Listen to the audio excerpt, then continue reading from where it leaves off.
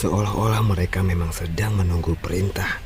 Mereka segera melompat ke depan membuat Yeongwol dan para dayang istana lainnya bertindak seperti mereka ini adalah rakyat jelata yang perlu diselamatkan dari serangan para pembunuh. Ekspresi para dayang menjadi tumpul. Mereka tidak tahu harus berbuat apa. Great Guardian dan Left Guardian mengamuk. Kecepatan dan efisiensi mereka bahkan tidak bisa dibandingkan dengan prajurit lain saat mereka menyerang untuk membunuh mereka semua. Mereka berdua adalah para Guardian sekte iblis yang terkenal di dunia persilatan. Para dayang sudah mencoba menyerang Li Hameng dengan flame key-nya. Tak ada yang bisa menyentuh sehelai rambutnya. Kobaran api tak mempan padaku.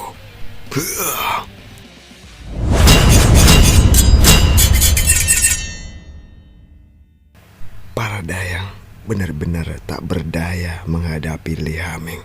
Mereka terus terkena pedang merahnya. Tapi para dayang istana ini tidak dapat merasakan sakit. Jadi meskipun mereka terpotong ataupun tertusuk, mereka terus saja menyerang sampai mereka tidak bisa bergerak lagi.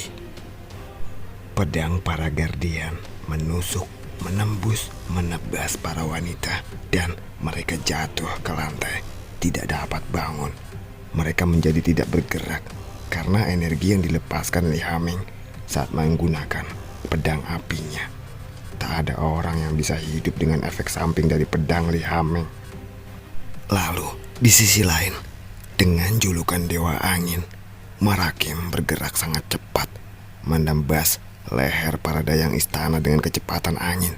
Dia bergerak dengan sangat gesit, sehingga bahkan dayang istana yang pada awalnya terlihat tangguh, saat ini mereka tidak mengerti apa yang sedang terjadi pada mereka.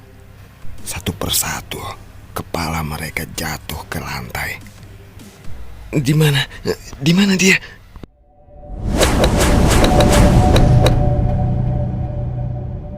Walaupun mereka tidak dapat merasakan sakit, tapi mereka tidak bisa menahan perasaan takut terhadap lawan yang tak terlihat. Wajah dari para orang-orang yang masih berada di halaman menjadi pucat. Hampir setengah dari para dayang istana tewas. Bahkan 2 dayang inspeksi yang cukup terampil untuk menghadapi para makhluk pembalikan darah saat ini tampak seperti anak-anak bagi mereka. Yeongwol tidak bisa tidak merasa kebingungan saat situasi tiba-tiba berbalik. Yeongwol menggigit bibirnya, matanya mengembara menyaksikan anak buahnya meninggal satu persatu. Tapi dia merasa bahwa dia tidak boleh membiarkan Cheoneun pergi. Setidaknya setelah dia tahu bahwa identitas aslinya adalah Lord of the Demonic Cult dan dia juga pernah bertarung dengannya. Karena Yeun dan Yeongwol pernah bertarung untuk beberapa saat, Yeongwol sedikit mengetahui tentang kemampuan Cheoneun. Dia merasa bahwa kemampuan Cheoneun tidak lebih hebat daripada kedua Guardian ini. Saat kami bertarung sebelumnya, kami sepertinya berada di level yang sama. Jika yang lain bergabung, mungkin aku akan bisa menaklukkannya. Yeongwol merasa bahwa jika Lord of the Demonic Cult berhasil dia tangkap, maka kedua Guardiannya akan berhenti. Dayang inspeksi, ayo kita bekerja sama untuk mengalahkan Lord of the Demonic Cult agar kedua Guardian itu berhenti. Tapi kedua dayang inspeksi itu ragu-ragu sejenak sebelum mereka berlari ke arah Cheoneun. Salah satu dayang inspeksi bahunya sedang terluka. Persendian bahunya sulit digerakkan setelah bertarung dengan Li Hameng sebelumnya. Walaupun begitu, mereka tetap mencabut pedang mereka untuk mengincar kepala Cheoneun. Pada saat kedua dayang inspeksi mencoba untuk menyerang Cheoneun, Yeongwol mengatur strategi Aku akan menyerang saat kedua dayang inspeksi itu membuat Lord of the Demonic Cult lengah. Dalam satu tarikan nafas, Yeongwol berpindah dari posisinya ke belakang Chun Ye-won saat kedua dayang inspeksi itu sedang berhadapan dengan Ye-won. Yeongwol segera menebaskan pedangnya ke arah kepala Ye-won saat pedangnya mengarah ke kepala Ye-won. Pedang Yeongwol berubah menjadi seperti cambuk. Namun bahkan saat pedangnya yang seperti cambuk itu menyala-nyala tepat di hadapan Chun Ye-won, Chun Ye-won tidak terlihat ketakutan sama sekali. Mengapa dia tidak gentar terhadap pedangku? Ketika kepercayaan diri Yeongwol berubah menjadi kebingungan, tangan Chun Ye-won bergerak seperti kilat dan menggenggam pergelangan tangan para dayang yang sedang mengayunkan pedang. Tangan dayang inspeksi yang memegang pedang digunakan oleh Chun Ye-won untuk memblokir serangan dari Yeongwol. Mereka terkejut karena Chun Ye-won dapat menggenggam tangan dayang inspeksi yang sedang berkobar dengan nyala api. Apakah dia tidak merasakan sakit karena terbakar? Mengapa tanganku menjadi dingin seperti ini? Rasa dingin yang sangat kuat menyebar sampai ke tulang dayang inspeksi yang tangannya digenggam oleh Chun Ye-won. Ketika dia mencoba untuk melepaskan tangannya dari genggaman Chun Ye-won, sesuatu yang membingungkannya terjadi. Chun Ye-won lebih menguatkan lagi genggamannya dan mengangkat tubuh dayang istana itu seolah-olah dia hanyalah boneka mainan. Dan Chun Ye-won melemparkannya ke samping, ke tempat dayang inspeksi satunya yang sudah siap untuk menyerang Ye-won. Dan mereka saling bertabrakan.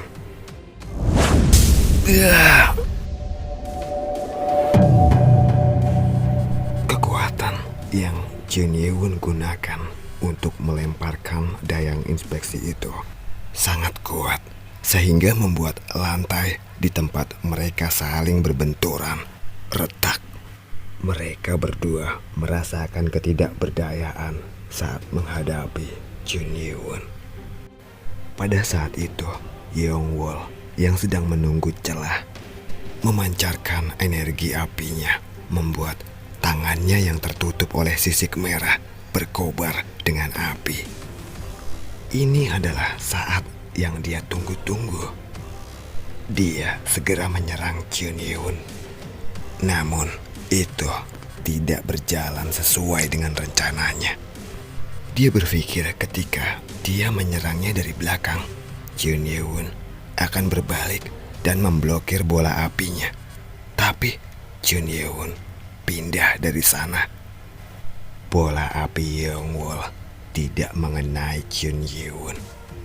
Saat Yeongwol melihat kemana Chun Ye-won sedang berada, tangan Chun Ye-won sudah memegang pedang yang dipenuhi dengan ki kegelapan dan melesat ke arah Yeongwol. Chun Ye-won membidik tangan Yeongwol yang sedang memegang bola api. Aku harus menghindar. Biasanya Yeongwol percaya bahwa sisik di tubuhnya bisa melindunginya. Tapi kali ini dia merasakan energi kegelapan dari pedang Chun Ye-won menanamkan rasa takut dalam dirinya. Aku harus menghindarinya bagaimanapun caranya. Tapi jika dia mencoba memaksakan dirinya untuk menghindar, dia akan mengerahkan lebih banyak energi dan itu dapat menyebabkan kerusakan internal. Tapi dia merasa bahwa cedera internal jauh lebih baik daripada tangannya terpotong. Tapi ternyata dia tidak memiliki cukup waktu. Sebelum dia berhasil menghindar, dia melihat darah menyembur dari sisi tubuhnya. Pada saat itu, Chun Ye-won berkata padanya, "Aku sudah memperingatkanmu dari awal." Mata Yeongwol menatap Chun Ye-won yang berbicara dengan nada dingin, logam dingin, melewati pergelangan tangannya sebelum dia bahkan bisa mendapatkan kembali ketenangannya.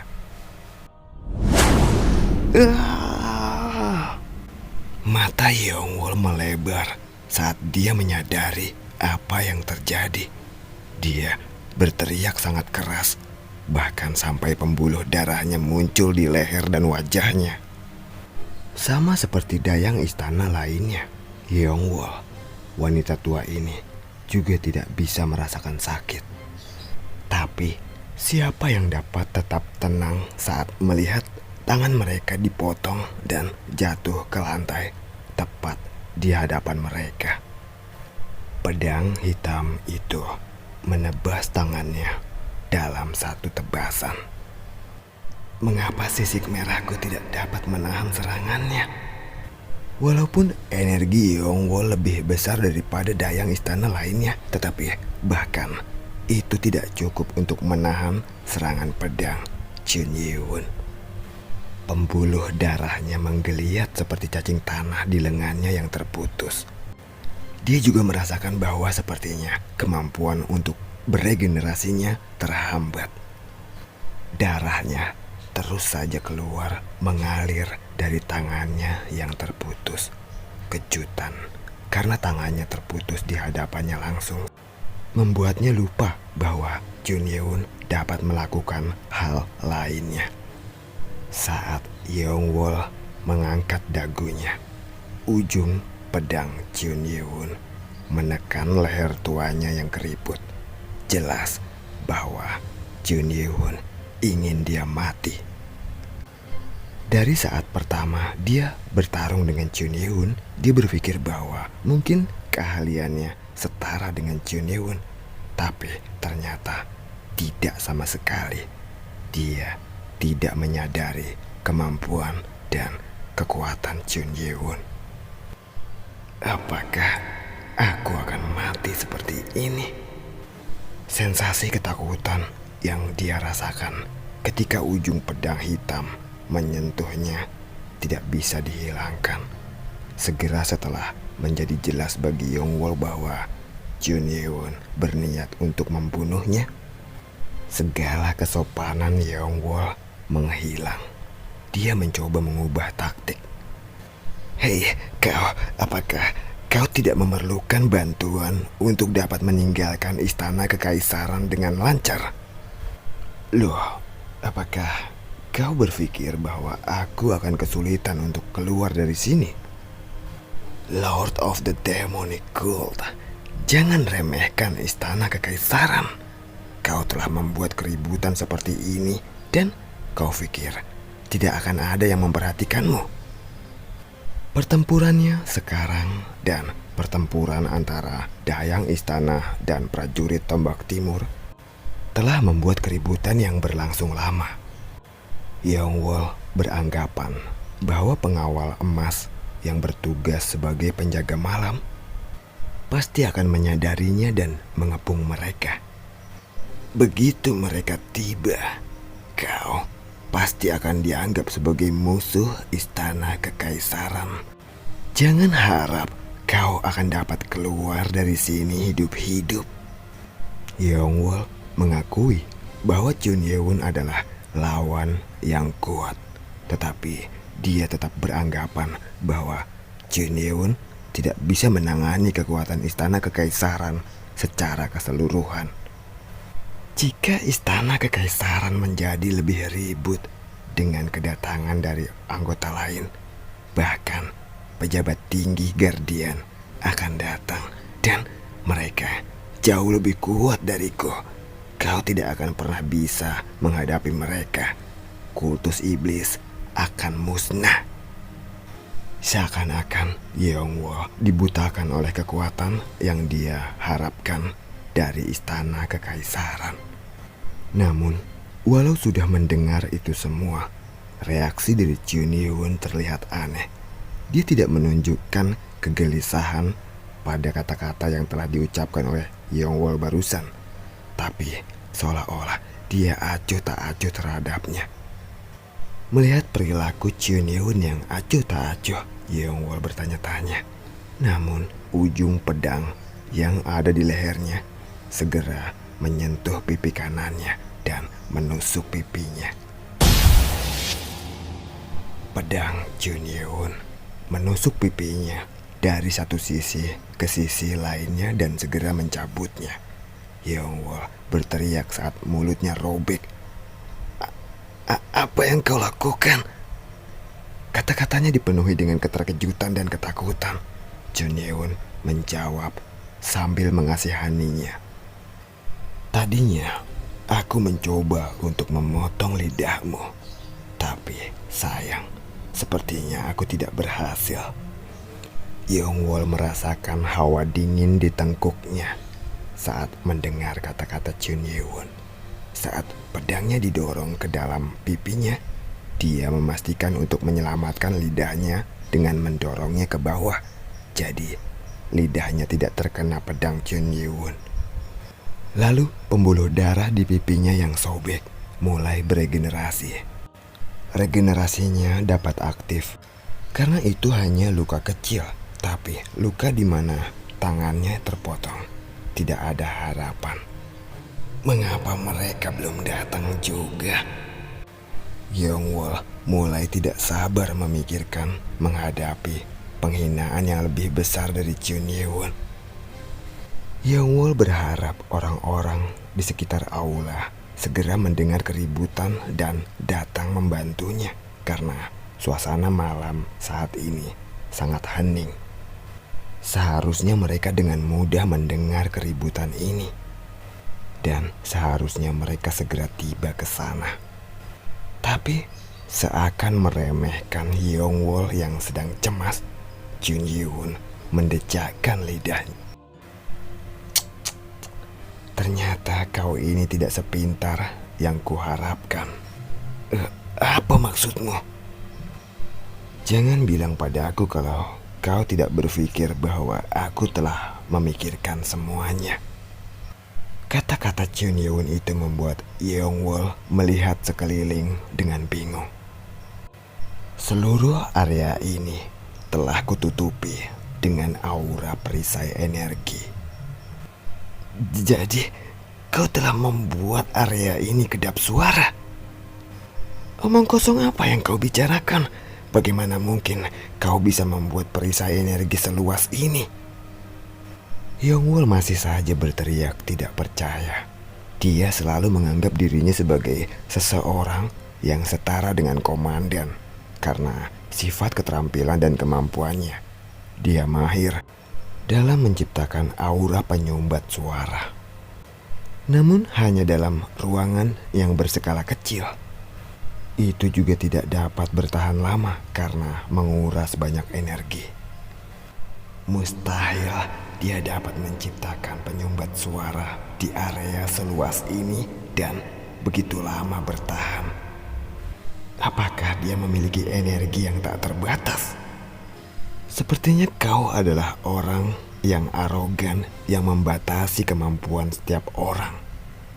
Sepertinya kau selalu beranggapan bahwa jika kau tidak bisa, maka tidak ada orang lain yang bisa. Yeongwol ingin menolak apa yang ditunjukkan oleh matanya, tapi tetap saja dia menunggu. Dia menunggu suara langkah kaki orang datang untuk membantunya. Tapi tidak ada suara di sekitar. Sepertinya suara benar-benar terputus. Sudahlah. Aku tidak punya banyak waktu di sini. Tampaknya tubuhmu mampu beregenerasi. Tetapi, apakah itu akan tetap beregenerasi jika aku memotong tenggorokanmu?